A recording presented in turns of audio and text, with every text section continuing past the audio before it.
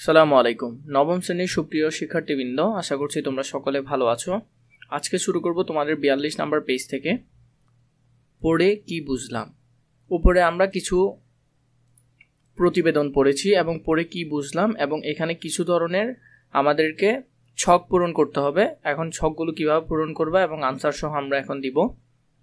উপরের দুটি নমুনা রচনার ভিত্তিতে নিচে কয়েকটি প্রশ্ন দেওয়া আছে। তোমার সহপাঠীদের সঙ্গে প্রশ্নগুলো নিয়ে আলোচনা করো, সংক্ষেপে এগুলোর উত্তর তৈরি করো এবং উপস্থাপন করো। উপস্থাপনের পরে শিক্ষকের পরামর্শ অনুযায়ী সংশোধন করো। ক নম্বর দেখো, পেজ 42-এর পড়ে কি বুঝলাম থেকে 1 নম্বরটা হলো, এই ধরনের লেখা কোথায় দেখা যায়?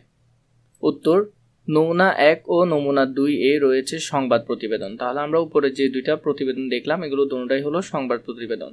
সাধারণত এই ধরনের লেখা সংবাদ ও অনলাইন নিউজ প্ল্যাটফর্মে দেখা যায়।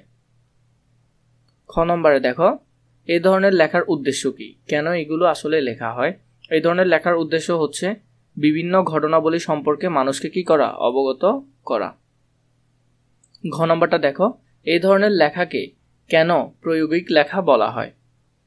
সংবাদ প্রতিবেদন এক ধরনের প্রায়োগিক লেখা, কারণ এতে রয়েছে প্রায়োগিক লেখার কিছু বৈশিষ্ট্য, যেমন ঘটে যাওয়া ঘটনার তথ্য তুলে ধরা, সাময়িক বিষয়বলী সম্পর্কে মানুষকে জানানোর উদ্দেশ্যে প্রতিবেদন তুলে ধরা।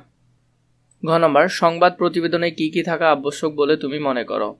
উত্তর, সংবাদ প্রতিবেদনে যা যা থাকা আবশ্যক বলে আমি মনে করি, প্রথম হলো শিরোনাম, 2 নম্বর হলো প্রতিবেদকের নাম, 3 নম্বর হলো যেখানে ঘটনা ঘটেছে সেই স্থানের নাম, যখন ঘটনাটি ঘটেছে সেই সময় বা তারিখের উল্লেখ। এরপর দেখো, মূল ঘটনা সম্পর্কে সুস্পষ্ট ধারণা। এরপরটা হলো তথ্যের বিশ্বাসযোগ্য উৎস। সংবাদ প্রতিবেদন প্রচারণার মাধ্যমে প্রচারের লক্ষ্যে সুনির্দিষ্ট বিষয়ে প্রয়োজনীয় তথ্য সংবলিত বিবরণকে সংবাদ প্রতিবেদন বলে। তোমরা এখান থেকে শিখে নিতে পারো সংবাদ প্রতিবেদন কাকে বলে, সুন্দর করে চাইলে দাগে রাখতে পারো। যিনি এই প্রতিবেদন প্রস্তুত করে তাকে প্রতিবেদক বলে। তাহলে যে প্রস্তুত করে তাকে প্রস্তুতকারককে বলা হয় প্রতিবেদক। প্রতিবেদককে গভীর মনোযোগের সঙ্গে ঘটনার প্রত্যক্ষ করতে হয় এবং ঘটনার পক্ষপাতহীন বিবরণ তৈরি করতে হয়। সংবাদ প্রতিবেদনের শুরুতে একটি শিরোনাম থাকে। তাহলে আমরা যখনই সংবাদ দেখছি, বা এখানে উপরে যে সংবাদগুলো আমরা এখন দেখলাম, যেমন ধরো ফলের গাছ লাগিয়ে সফল হাবিবুর রহমান, এরপরে আরেকটা দেখলাম বালুটিলা উচ্চ বিদ্যালয়ের নবীনবরণ ও বিদায় সংবর্ধনা, এগুলো হলো যে কি শিরোনাম। এরপর প্রতিবেদকের নাম, ঘটনার স্থান ও তারিখ উল্লেখ করতে হয়। সংবাদ প্রতিবেদন তৈরি করি। নিচে কিছু বিষয় দেওয়া হলো, এগুলোর মধ্য থেকে যে কোনো বিষয়ে 150 থেকে 200 শব্দের একটি প্রতিবেদন তৈরি করে আমার বাংলা খাতায় লেখো।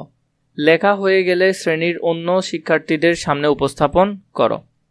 যেমন এখানে কয়েকটা বিষয় দিয়েছে, বই উৎসব নিয়ে লিখতে পারো প্রতিবেদন, স্কুলে